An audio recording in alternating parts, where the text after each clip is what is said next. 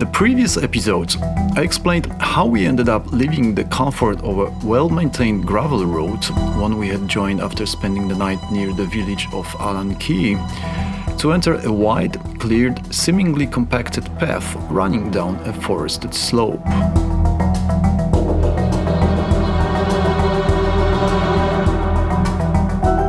The beginning of this detour gave us no warning of the surprises about to unfold. We carefully made our way through tall grass, watching for hidden rocks, and slowly drove onto the wide track heading southeast.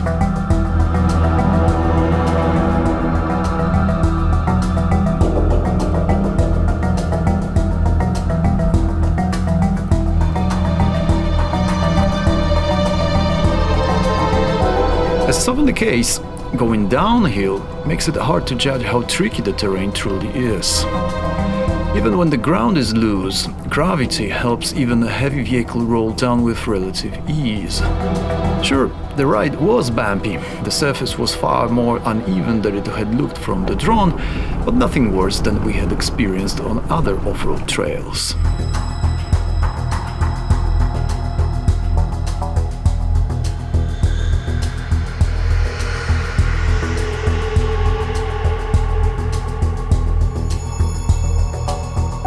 However, as we progressed, the slope became steeper, and I started to wonder whether pushing farther was really a good idea.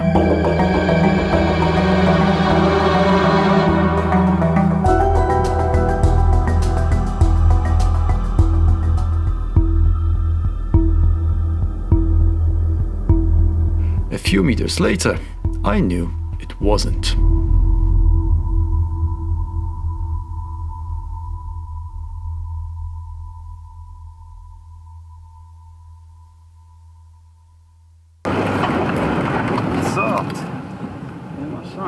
The end of the clearing, which dropped into a dirt embankment, didn't connect to the road we'd aimed for. The elevation difference was about 10 meters. The incline was so steep that reversing was out of the question. There was no way to turn around without risking a rollover. No dobra, to myślę, że będzie ciekawa akcja do nagrywania. O, generalnie... Zostajemy tu na nocleg.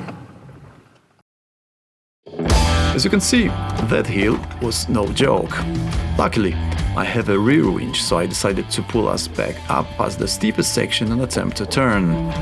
I started by cleaning off the winch drum and drive selector from all the dust to avoid any mechanical issues, but even with preparation, things weren't smooth. Initially, the winch locking lever wouldn't move. When it finally did, the drum still refused to unwind the road without winch engine. It was stuck solid. So after several minutes of trying, I went to grab my keys to get the winch controller stashed in the window compartment where I keep emergency gear.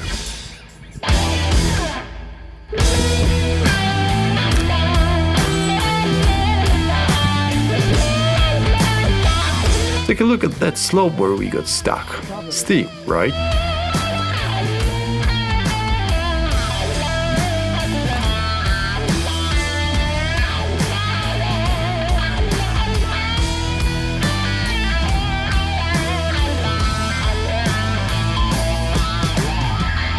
I'm cheating a bit with timing here with these panoramas.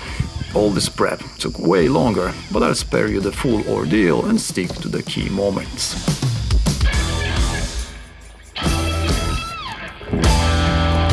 With the remote in hand, I plugged it into the socket on the Prowler's rear panel and got ready to unspool the winch line.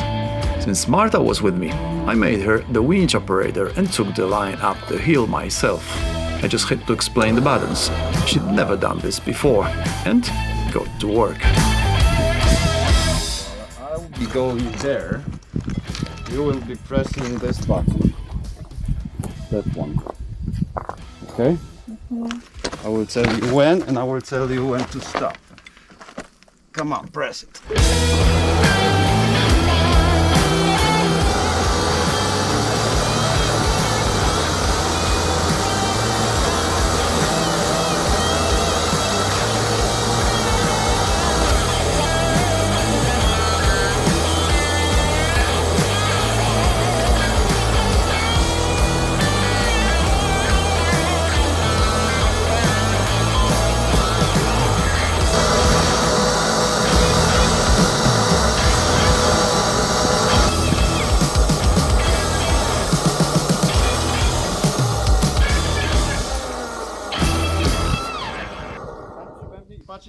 zwoje na niej.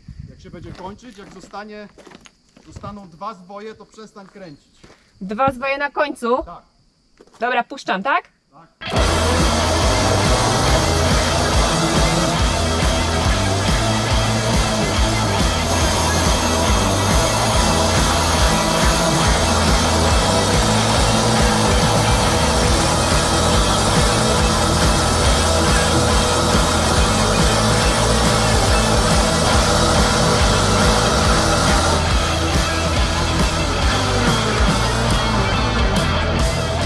Koniec?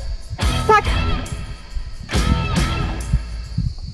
Well, turns out 25 meters of rope wasn't enough to reach the tree I had in mind, so I headed back for the extension rope. Muszę wyciągnąć przedłużkę.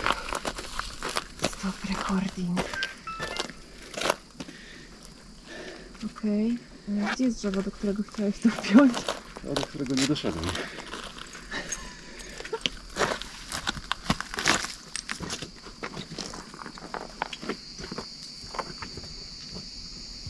When I designed this vehicle, I planned for all recovery equipment to be easily accessible.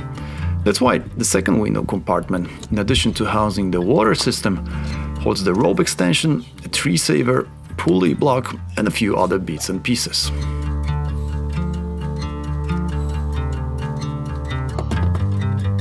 Tree saver and the extension rope. As you can see, quick and easy, in a stunning setting. In the first window, I also store soft shackles made from synthetic rope, so I grabbed those too, and I was ready for round 2, under Marta's watchful eye.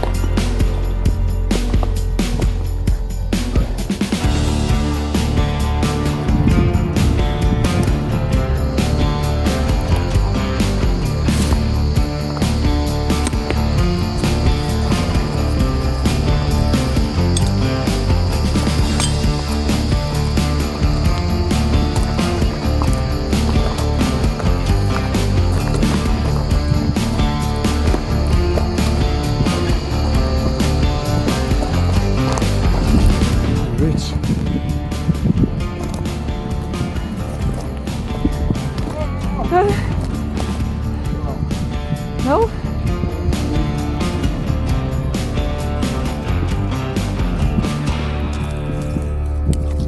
When I reached the tree, we were just barely within range. Very barely. Come on, please.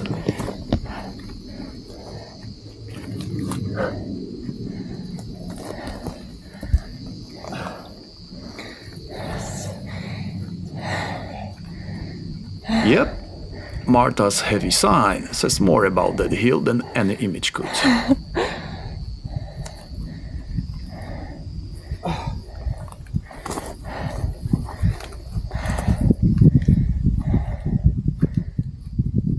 Okay. Awesome. Awesome. Now Now, what should I do? you Do will something stay for- on the back. Here? No, there. There? You will watch the rope winding on the drum.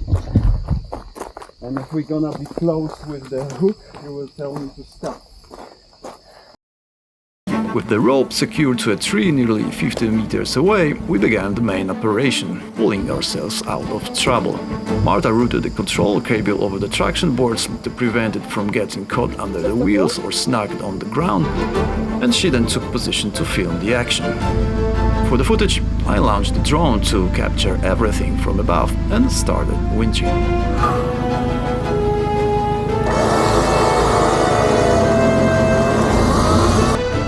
At first, things looked promising, but after the initial power pull, the winch wasn't making progress. To no, ogólnie się nawija, no ale... This was likely due to the slack that had formed when I had reversed using the vehicle's drive. Wiesz co, poczekaj, bo tam jest taki duży kamień, ja nie wiem, czy na niego nie najedziesz. Once I took up the slack, I resumed winching.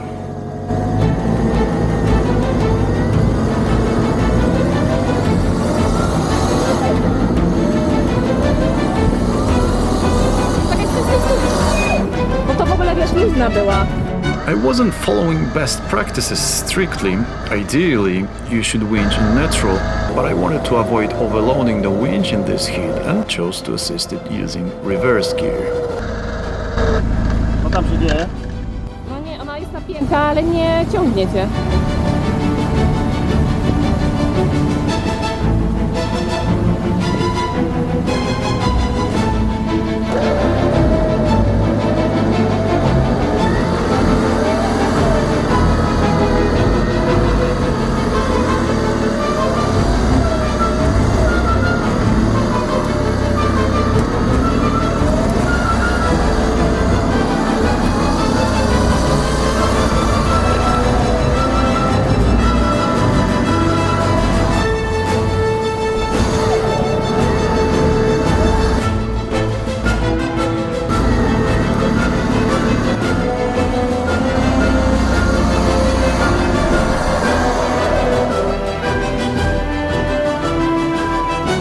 Maria, stresuje mnie to. Jest w jednym miejscu tak się bardziej spina ta linka, zbiera. Ale jeszcze jest trochę do tych pałąków.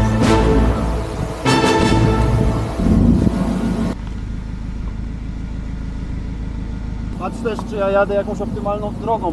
Jak jestem z prawej strony? Wiesz co, no jesteś dobrze z prawej strony. Co? Dobrze!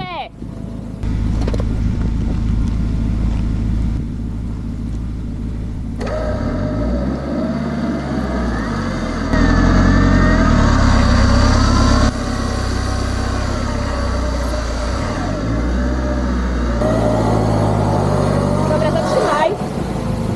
Bo ta lina się zebrała w jednym miejscu. Nie wiem, czy to tak jest wystarczająco, czy trzeba to zmienić coś. Since we were angled, the rope bunched up on one side of the drum, which could damage the winch frame. After a few signals from Marta, I stopped to check. This is when another issue surfaced. The handbrake couldn't hold the car on that slope. Marta had to sit behind the wheel and keep her foot on the brake while I checked things at the rear, and in case I needed to slacken the rope. The handbrake was supposed to have been serviced before the trip, and now we saw the result of that job. Dobra, ale ona się teraz akurat zebrała we właściwym miejscu. Nie?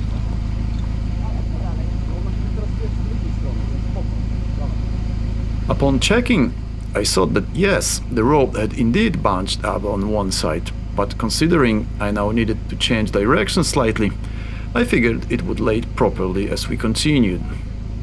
Since the car was held by the winch line, we could switch roles safely.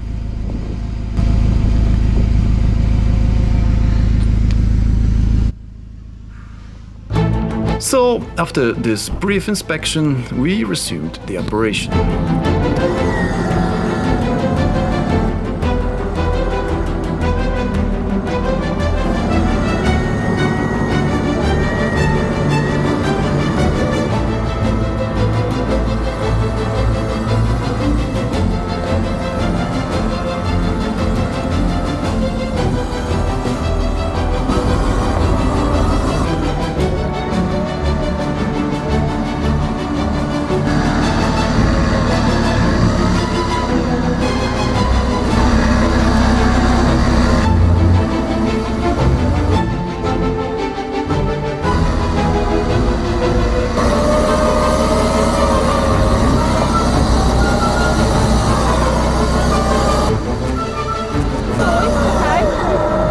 Się zebrała tu z prawej strony. To teraz coś się przesunąć? Marta again signaled that the line was bunching up on the right side.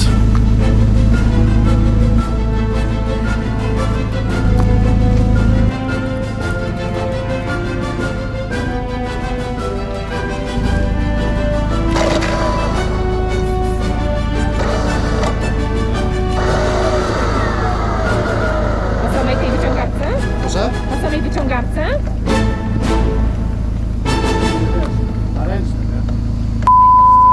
Once I stepped out, I saw she was right. It wouldn't spool properly without manual guidance, so I decided to help it by hand. Dobra, posłuchaj. Wsiądź do auta. No. Wsiądź do auta. I jedyną rzeczą, którą musisz zrobić, tak ci powiem, to zrzucić ręczny. Będziesz na luzie. A ja się będę ciągnął. Powiedz mi, w którym momencie to mam zrobić, tak? I mam mieć wszystkie pedały puszczone, Tak. tylko po prostu... Znaczy trzymasz nogę na hamulcu, ale go jakby nie wiesz. To do that, I needed Marta to disengage the handbrake and release the foot brake once I started pulling purely with the winch.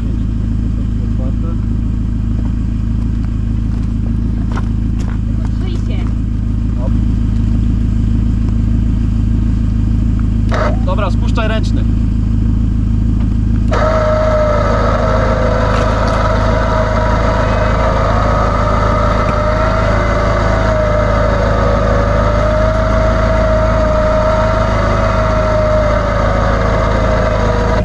Dobra, stop, hamulec, poczekaj z ręcznym.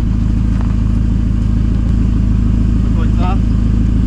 Tak jest, dobra, zostaw. Tension in the line didn't work, so I had to unwind and re-spool it.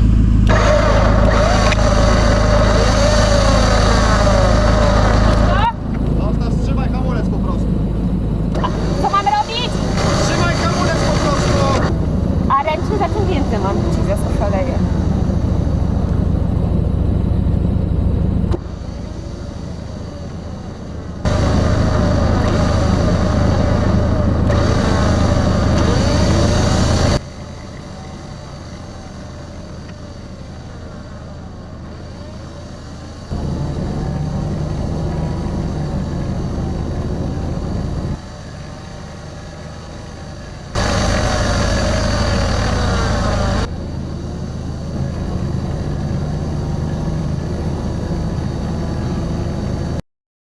As you can see, winching yourself out isn't exactly fast and easy.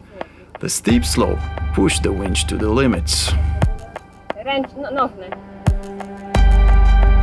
Jeszcze nożny. Jezu, jeszcze kierownicę mam trzymać. The weak handbrake meant Marta had to perform unfamiliar task, which stressed her out. Nothing dangerous happened, but the idea of the car hanging on the slope, held only by her foot, was not a pleasant one.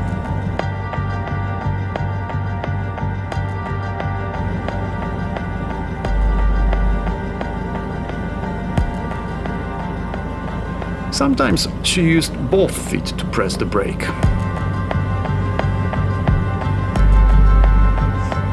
And the stress showed in her trembling leg that she tried to calm.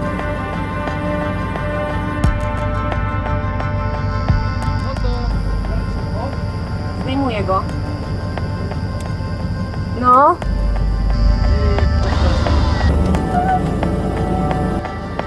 After rewinding the rope, I continued the recovery.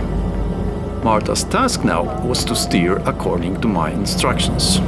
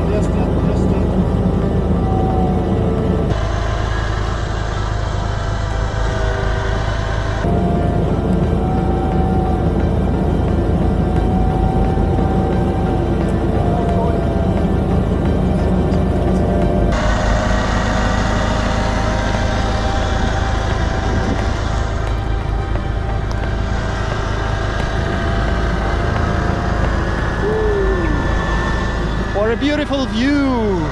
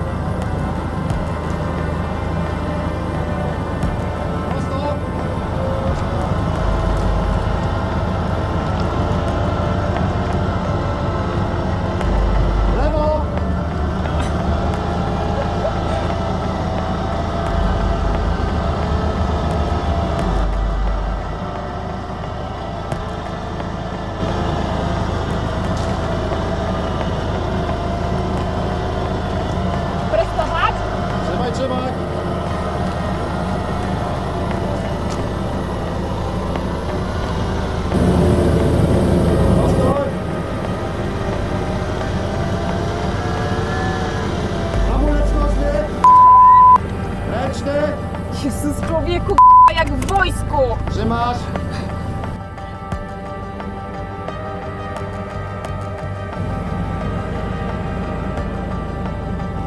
That was the only way to spool the rope properly onto the drum. So how's Marta doing? Great, Rate from 1 to 10. 10. but faster. 1. We got quite a bit, but we managed a lot. Few more pulls and that's gonna be okay. I will try to use the engine now. We'll see. Unfortunately, we'll see turned out to be a bad omen. Będę chciał, żebyś stanęła z boku. Jeżeli mi się uda ruszyć normalnie na gazie i pojechać do tyłu, to żebyś tą linę wybierała, żeby ona pod koła nie poszła. Tak, bo ona będzie, wiesz, się luzowała, nie?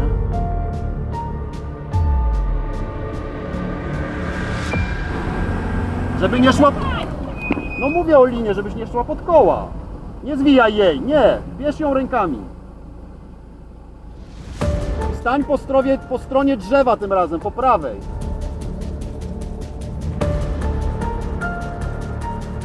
Okej?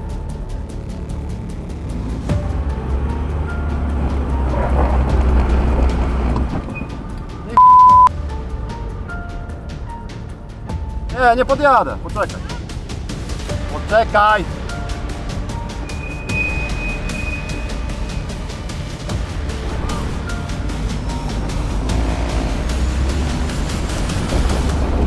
The drivetrain alone wasn't enough. The car kept digging itself in place, and without the help of the winch, it just couldn't climb the loose slope.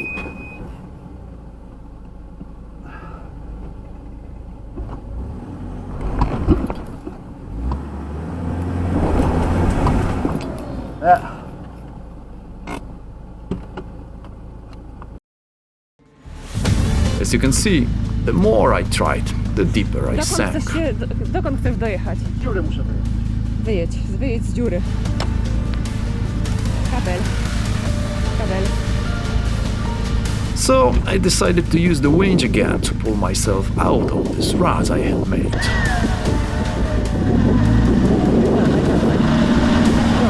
Go.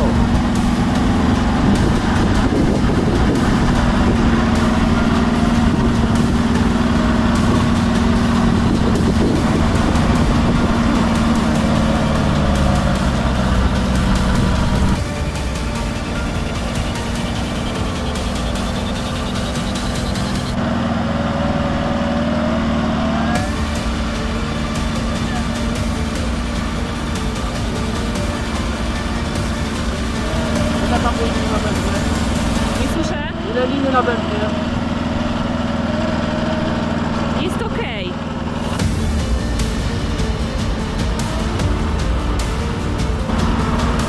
Yep, you may have noticed it too. The winch started to sound odd. Szymon, poczekaj. Wiesz co, bo tu coś się dymi.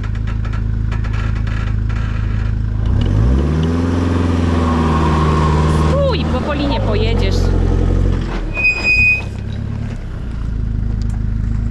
Będę dać jej odpocząć. That marked the end of the first hour of our recovery effort. Dymi. Mi się dalej? No, taki leci dymek z tego. Dobra, chodź do auta, trzymasz hamulec. Teraz posłuchaj. Generalnie stań sobie spokojnie. Stań sobie po prostu gdzieś tu, ale ja będę próbował wyjechać na gazie, więc będę się starał trawersować w tą stronę. Co z liną? Linę zwinąłem, wszystko jest odpięte. Czyli nie wisimy teraz na linie w ogóle? Nie wisimy na linie. Jezu. Puść.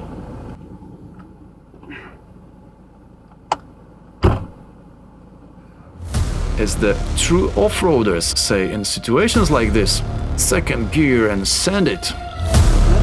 No, dawaj. So I figured why not to try that too.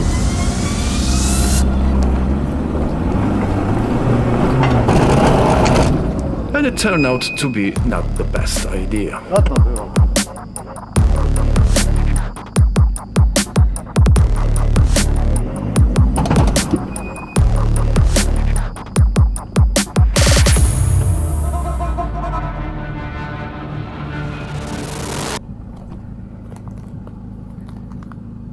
Mam wsiąść do tego samochodu?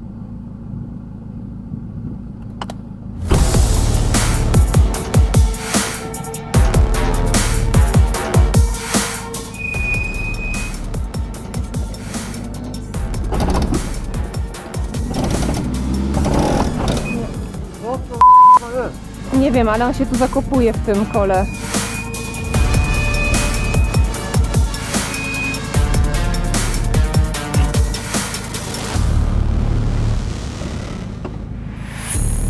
Chodź, naciśniesz na hamulec.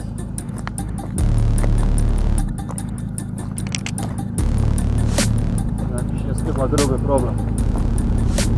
W sensie, że coś pękło?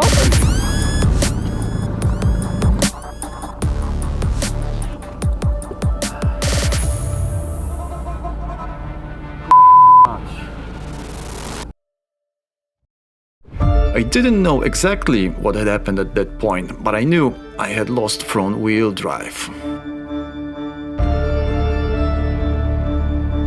Ale ten dźwięk był mega.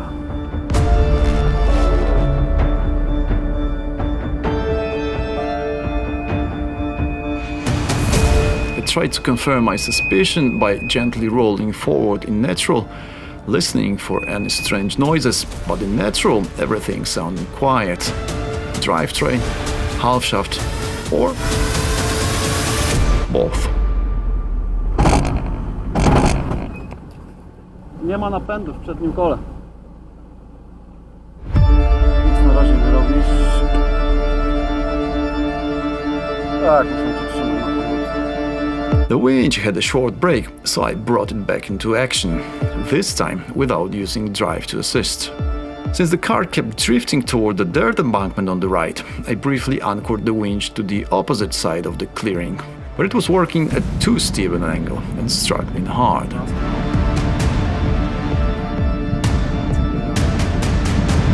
I decided to use a snatch block to reduce the strain and anchored back to the right side. At that point, we were entering the 4th hour of trying to get out.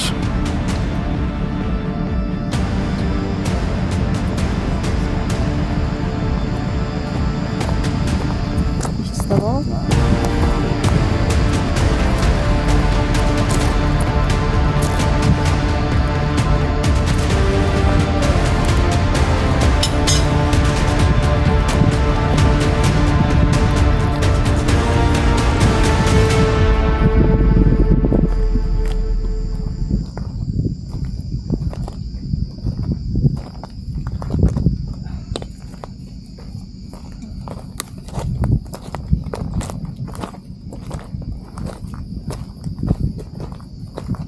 Chodź tam, proszę.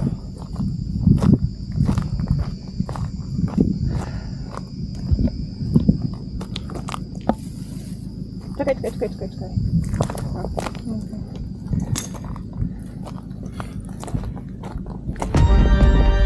We kept switching anchor points, left side, right side, trying to steer away from the edge of the clearing, but every time we ended up nearly in the same spot.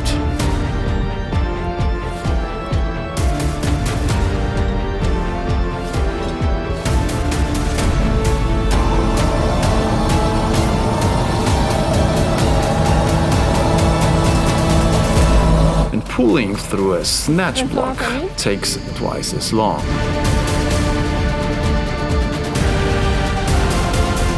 A nie podpinasz tej liny jeszcze do tego? A ja co mam robić?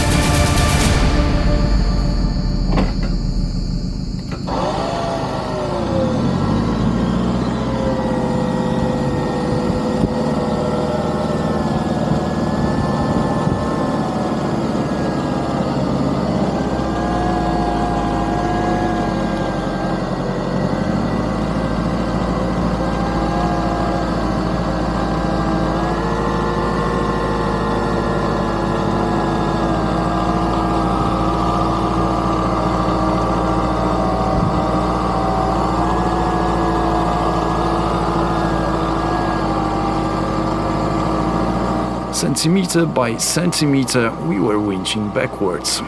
I tried to steer slightly to influence the direction, but the tension of the rope kept dragging the car just right back onto the embankment.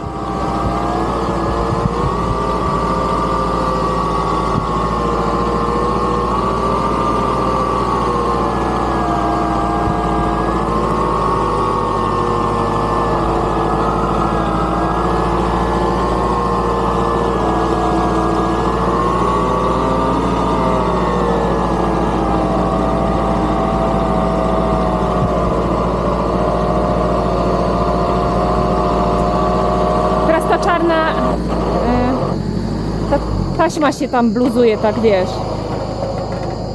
Rozłożyć ją, tą czarną powłokę? Nie błagam cię, nie.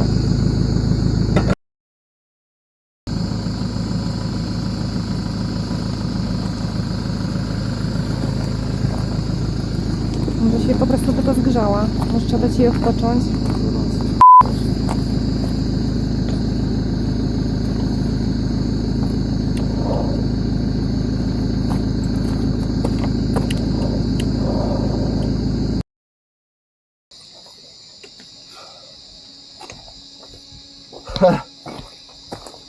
No something. drive shaft, no winch.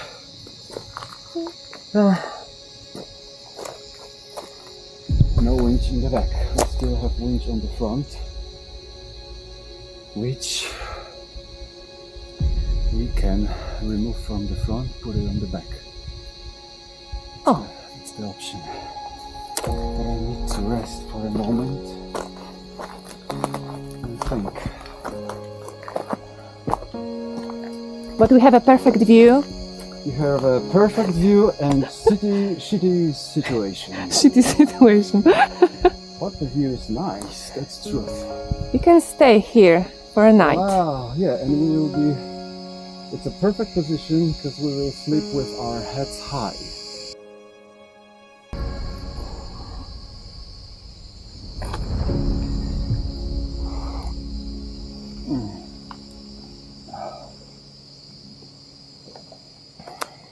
We have no frontal, and that's a shitty situation.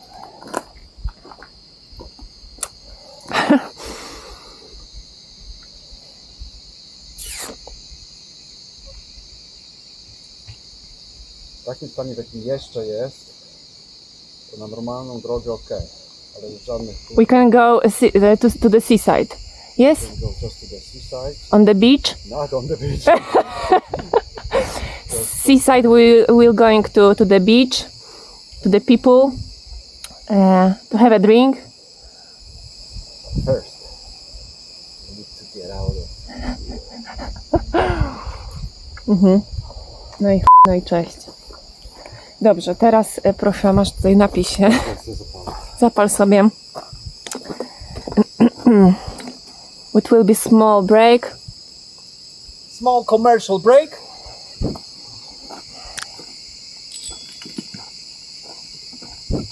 I can cook something. Yeah, I have already. I've cooked the motor of the winch.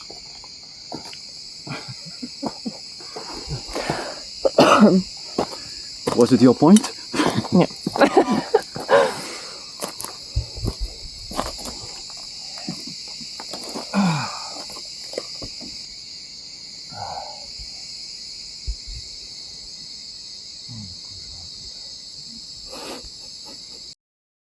After yet another failure we experienced during our recovery attempt, we had to reassess our options.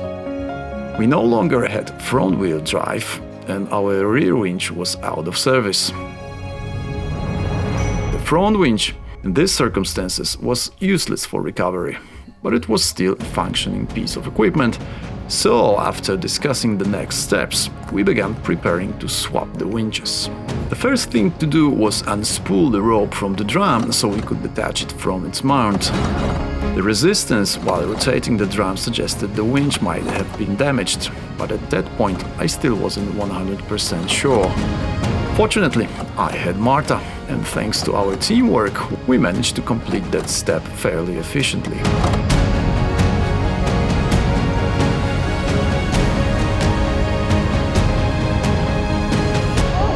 Though not without issues. Before committing to swapping the winches, I decided to check whether the relays were working properly, just in case the issue was with them. I didn't want to go through all that effort for nothing, since the equipment is quite heavy and moving it requires serious effort. Co teraz robisz? Opowiedz. Installing the front winch. Put it on the back. First thing I'm gonna do is to bring the rear winch here. Put it inside, plug it in, and see if it works in this position. If it works, then we have a problem with the relays. Then we need to dismantle more of this car. First, the front relay is responsible for the front winch are behind the left front lamp. More to come. Then it was time to work on the front winch. I had to unspool its rope, remove the radiator cover, which made it impossible to extract the winch otherwise, disconnect the power cables, 3 from the top and a ground cable from below, and finally unscrew and pull out the winch from the bumper. All of this in over 30 Celsius degrees heat, though luckily we were now in the shade. By that time, we had already entered the 6th hour of our recovery operation.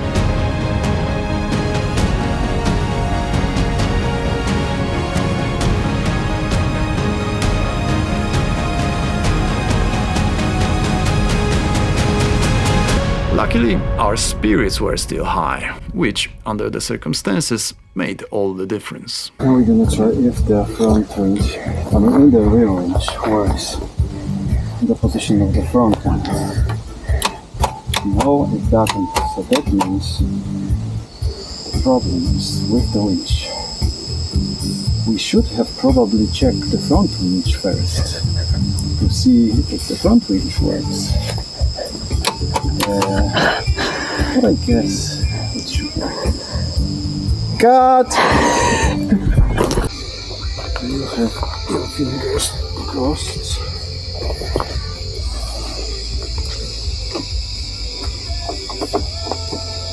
Jesus. Engaged.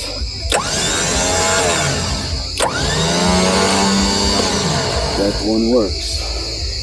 Okay, so we are saved. It works for now. Let's see how long it will work. Anyway, it's not bad.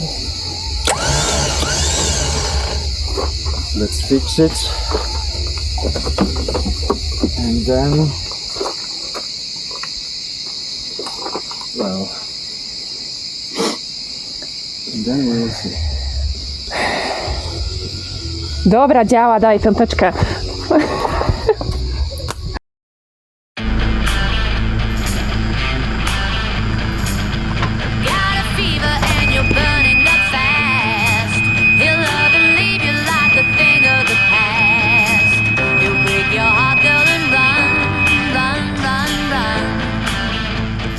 Damage he's done.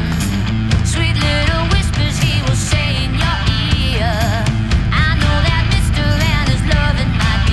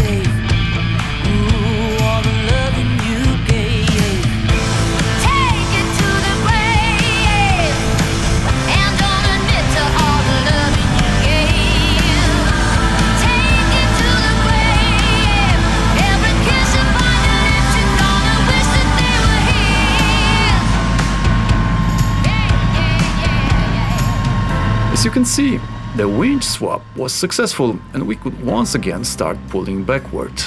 I anchored to the opposite side of the clearing. The pulling force was so great that the rear of the car slid in place. That's why I had previously removed those rocks, because we were being dragged straight onto them. From the start, we worked with a snatch block. We really couldn't afford to lose this winch too, so I decided to reduce the strain on it. As you heard, I told Marta not to stand too close for safety reasons, just in case the rope snapped. It's a synthetic rope, so relatively safe, but I'd had enough surprises for one day.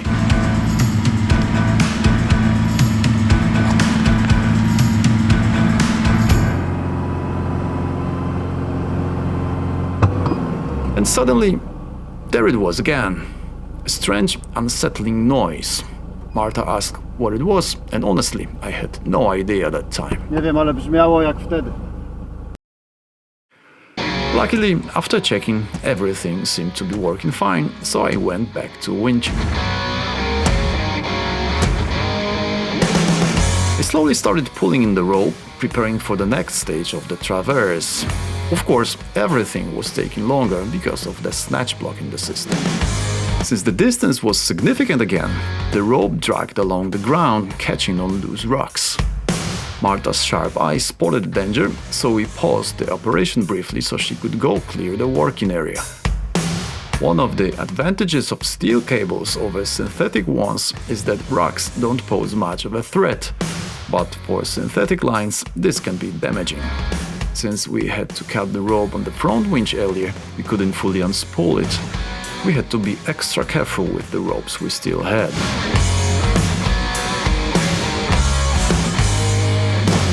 The benefits of synthetic ropes are undeniable safety and lower weight, which is why I only use them on my trips.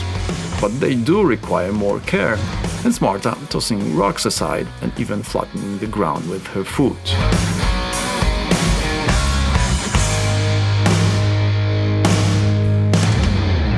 By the way, as you can see, the pulling angle was once again pretty steep.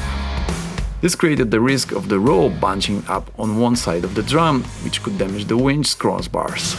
Every time I see winches that are completely enclosed and not visible from the outside, I wonder how people monitor how the rope is pulling if they can't see it. If you have experience with it, let me know in the comments. Once I asked someone using that kind of setup how they kept it in check, and they told me they'd only used the winch once, for a 6-meter pull. I didn't have any further questions. Meanwhile, on our end, everything was clearly visible, so Marta kept an eye on the spool while I activated the drum. I could hear the motor struggling under load, the car wasn't really moving back, and then suddenly, boom!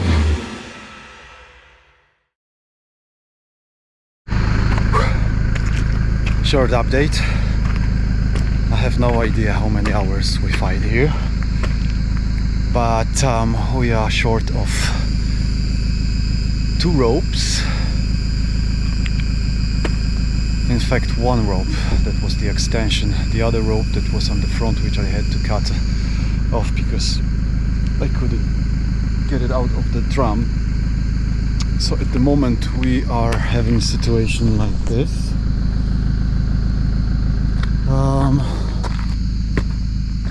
But the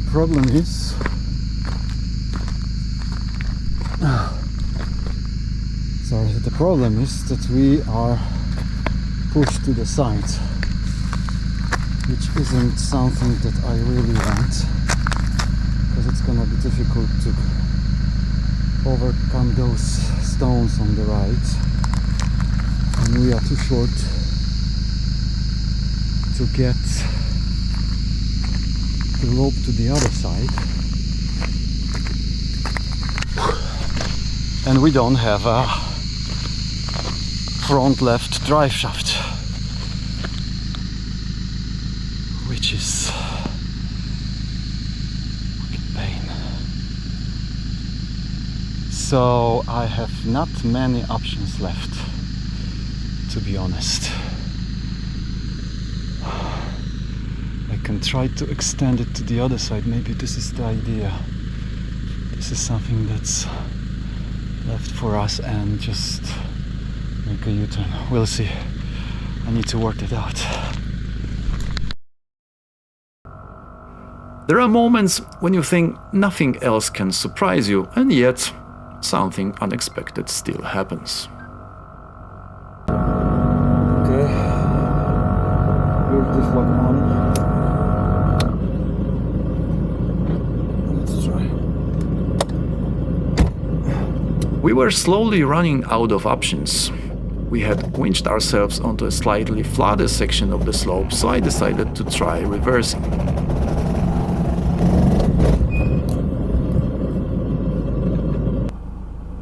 I didn't get far.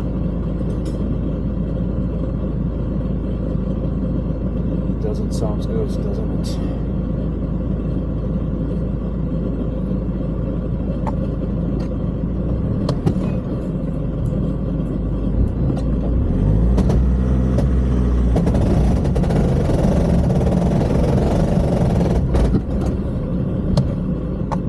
Co go tu blokuje?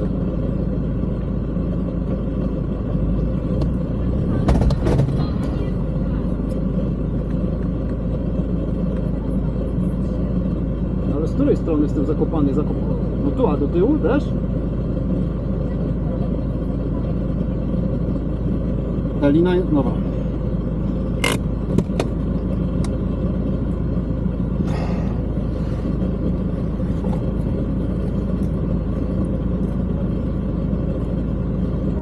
Despite the surface looking more drivable, the car kept digging itself deeper and deeper in place.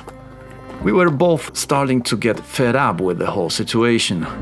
Worried about damaging the winch, I tried to ease its load as much as I could, so to help navigate the holes I dug while trying to power out, I used the traction boards to level the terrain. Będziesz go skręcał do tego drzewa? It got to the point where I couldn't even be bothered to answer questions anymore. 6.5 hours had passed since we'd gotten stuck. And so it went, meter by meter.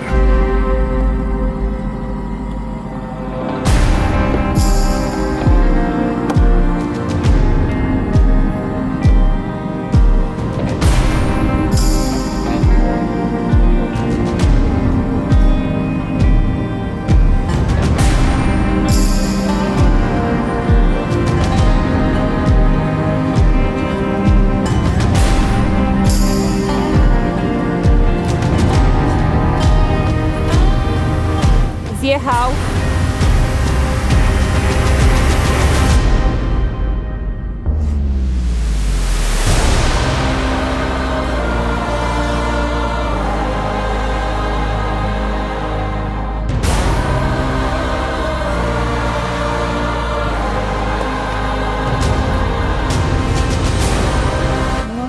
Come on.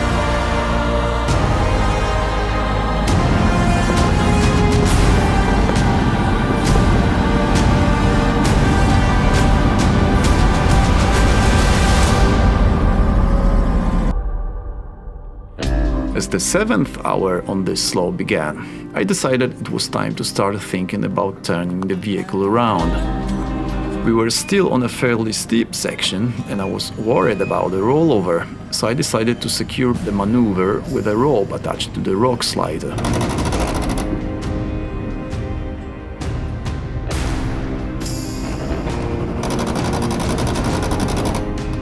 Moving very slowly, I began to feel more confident that the maneuver might work.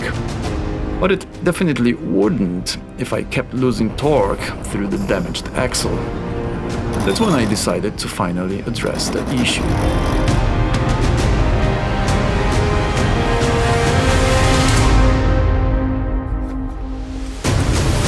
For those unfamiliar with how the drivetrain in Defender works, here's a quick explanation.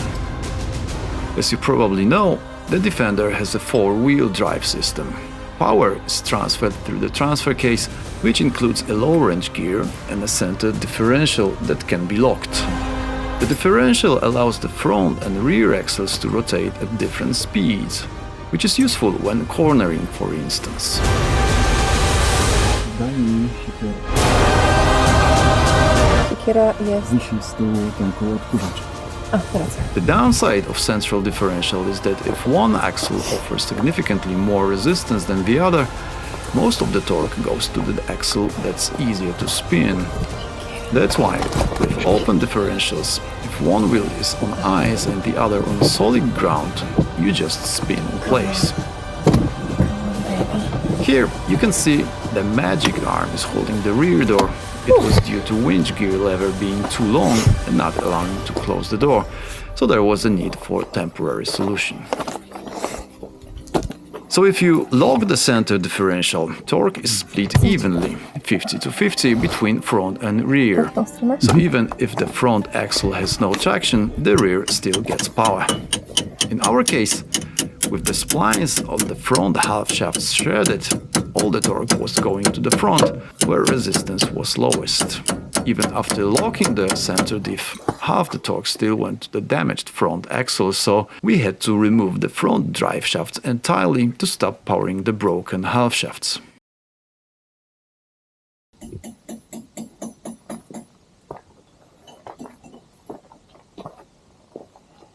And that took me almost 2 hours. It was an easy job. First, due to the tight space, and second, because the bolts simply didn't want to budge. There are 8 nuts in total. Removing the first one took me almost an hour. It got a bit easier after that. As I said, I finished the job nearly 2 hours after diving under the vehicle. Są postępy w tych pracach? Aha. Wychodzi z częścią. No more front drive.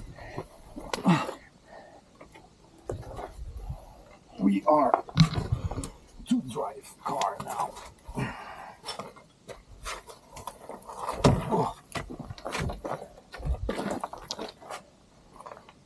All right.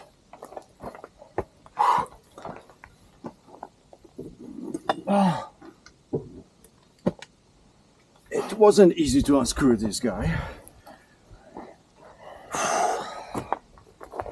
but we've done it. It's time for dinner. Perfect. Perfect. I'm gonna put it in the rest of it. Great. How to switch off this? Cyk.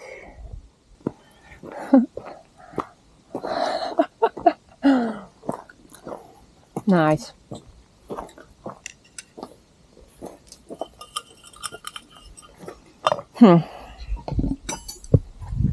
So now, come on. Questo.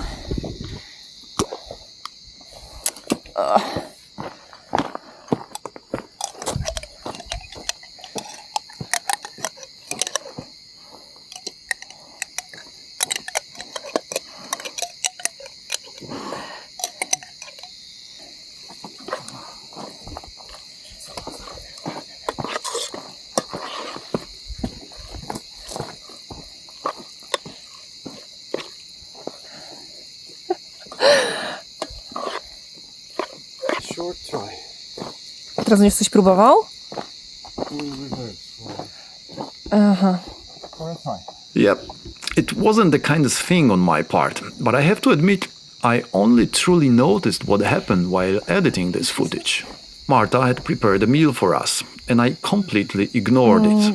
Dobrze, co będziesz robił? Będziesz jechał w którą stronę? But at that point, I had shut down. I cut myself off from everything around me.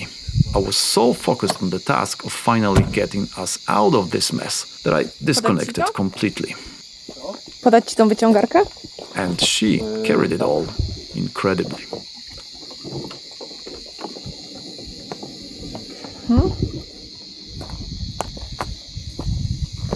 Ja zostaję w swoim obozie Beduinów.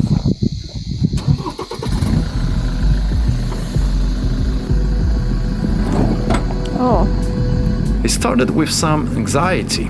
ale I was genuinely afraid I might roll the car. You can't really see it here, but the Defender was heavily leaning to the right. And I think that if it weren't for the airbags in the rear suspension, it would have been a lot more dangerous. kręcą się te koła, to może te najazdy.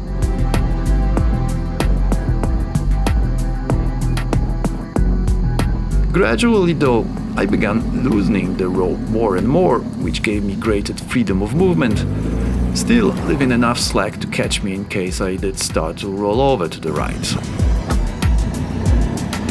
But that angle, it truly made my blood run cold.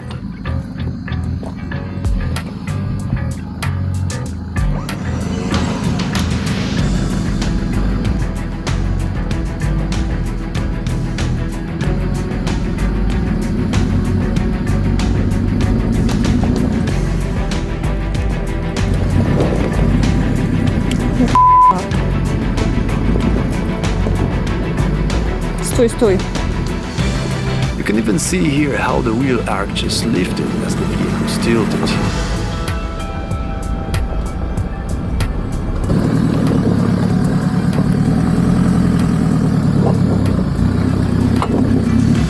Marta's expression pretty much says it all. Czy co? Nie. Nie patrzę na to. I told her to step back because if I felt it was possible, I would try to drive as far uphill as I could. So she backed away and I tried to move forward. Zakopało się to kółko.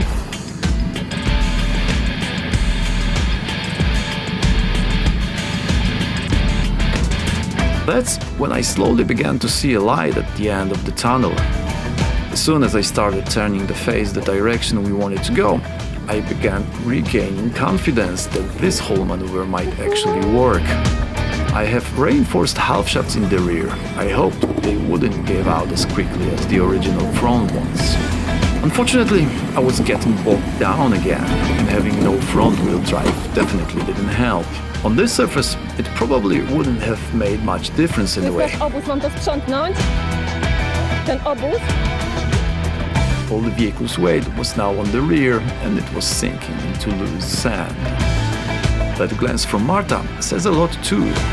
We still had a good chunk of slope left to climb. Trapa podłożyć. Seeing that I was digging in, Marta suggested laying down traction boards. And it didn't end up with just the idea. She jumped into action right away, as you can see, without even stopping the recording. Moments later, both boards were under the rear wheels and I could try driving out again. First attempt failed. The boards got chewed up by the tires and I barely moved forward. Ale go zmielił. But there was no better solution to the problem, Muszę przełożyć go. so we kept using the boards to winch ahead. Przejechałeś po nim.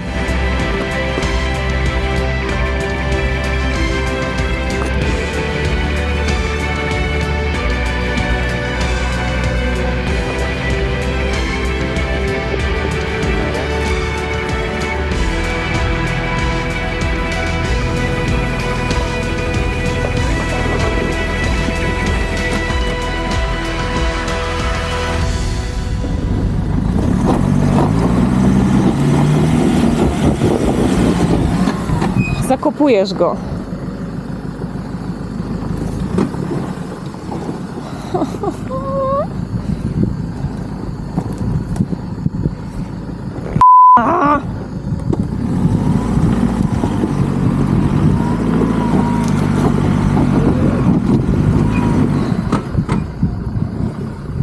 A z tamtego coś zostało? A nie, on jest pod spodem, okej. Nie boksuj go, bo jedziesz po tym najeździe go miażdżysz teraz pod spodem.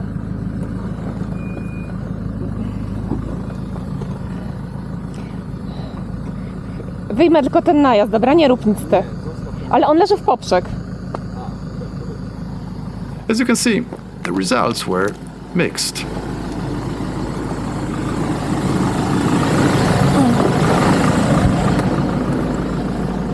Finally, there came a moment when I smelled blood. Ony,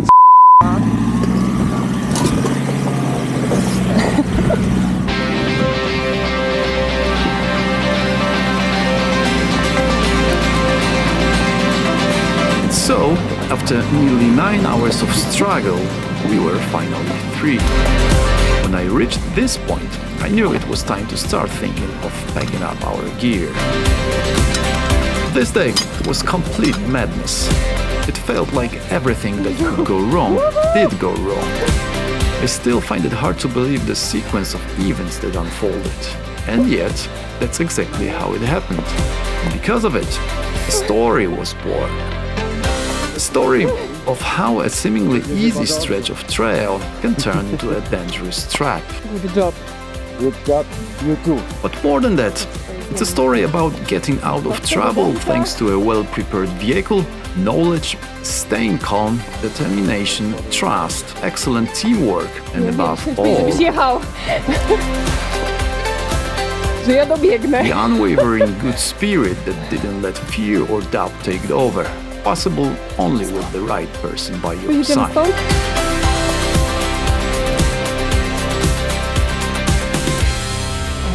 Moja refleksja jest taka, że wisisz mi 5 gwiazdek. Czego? 5 gwiazdek Michelena? w ocenie na TripAdvisorze dla mnie.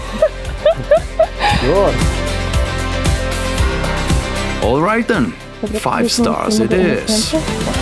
This episode is dedicated to Marta, a girl for whom this kind of trip was something completely new. She had never experienced anything like 4x4 overlanding before, and she definitely prefers being around people. Even so, not for a single moment did I have to manage her fear, let alone face complaints, pressure, or any behavior that might make the rescue harder.